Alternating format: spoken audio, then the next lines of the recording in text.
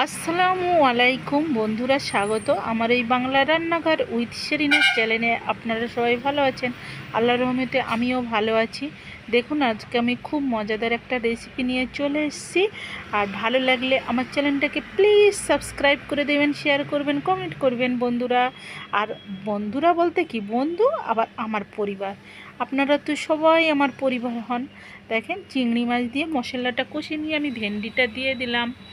দেওয়ার পরে আমি এখন কষতে থাকবো, যত সময় না কষে কষে কষে কষে সুন্দর করে যে ভেন্ডির যে নালটা থাকে ওই নালটা আমি মেরে নেবার পরে দেখবেন রান্না করলে ওইতে একেবারে ঝোল দেবেন, এত ভালো লাগবে, এত ভালো লাগবে, এত মজা লাগবে, বলার দুর্দান্ত লাগবে। আর এইভাবে আপনারা একবার ভেন্ডি রান্না করে খেয়ে দেখবেন কত সুন্দর ভালো লাগে। আমি এখন ভেন্ডিটা ঢাকা দিয়ে দিয়ে রান্না করব আরও 10 মিনিট। আর দেখতে থাকুন কিভাবে আমি ভেন্ডিটা, পুরো ভিডিওটা না দেখে প্লিজ যাবেন না, আপনাদের কাছে অনুরোধ থাকলো পুরো ভিডিওটা দেখবেন, তারপরে আপনারা চলে যাবেন, লাইক দেবেন, কমেন্ট করবেন, শেয়ার করবেন প্লিজ। লবণ হলুদ দিয়ে আমি এবার একটু ভালো করে নাড়াচাড়া করে নেব।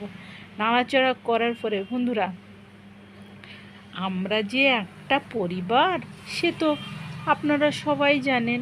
ইউটিউবরা আমরা সবাই একটা পরিবার। আমরা যদি প্রত্যেকের ভিডিওটা দেখি, সুন্দরভাবে লাইক কমেন্ট বা শেয়ার করি, তাহলে কি আমাদের কারোর আর প্রয়োজন হয় বলুন?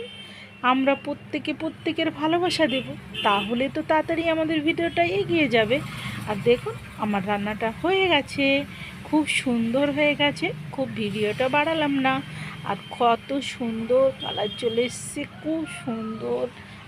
খেতে যেমন ভালো লাগবে, তেমন রুটি হোক, গরম ভাত হোক, কোনো কিচ্ছুতেই এলবে না। আমার তো ভেন্ডি খেতে খুবই ভালো লাগে। আর এই ভেন্ডিটা তো রান্না খুব সুন্দর হয়েছে, দেখেই তো বুঝতে পারছেন যে ভেন্ডি রান্নাটা কত সুস্বাদু হয়েছে। আর দেখুন, আমার ভিডিওটা শেষ করলাম। আল্লাহ হাফেজ।